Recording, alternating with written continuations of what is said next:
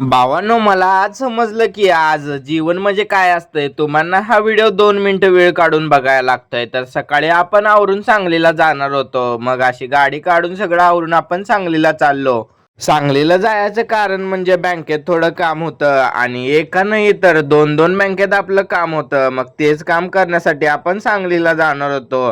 पहिला राम मंदिर जवळ असलेल्या कॅनरा बँकेत जाऊन आपल्याला बँक ऑफ इंडिया मध्ये जायचं होतं.